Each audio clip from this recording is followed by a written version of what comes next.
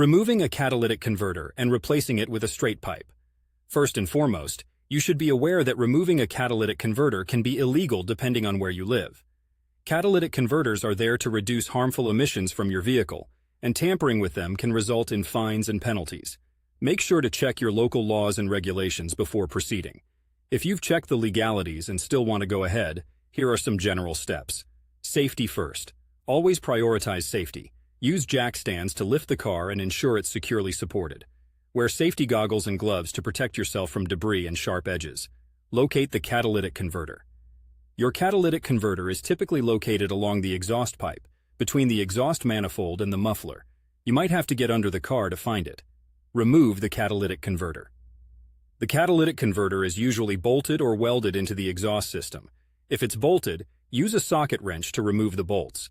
If it's welded, you might need an angle grinder to cut it out. Be sure to disconnect the oxygen sensors carefully, as you will want to reattach them to the new pipe. Install the straight pipe.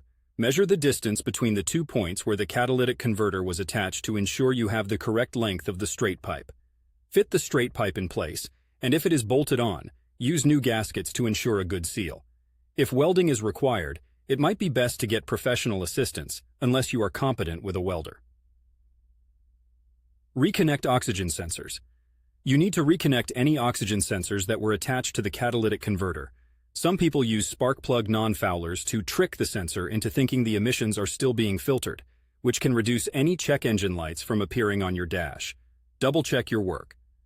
Make sure all connections are secure and there are no leaks in your exhaust system. Any leaks can cause performance issues and annoying noise. Test drive. Finally, take your vehicle for a test drive to ensure everything is functioning properly. Listen for any unusual noises and monitor your dashboard for any warning lights.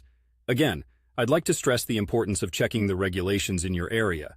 The environment and your legal standing matter.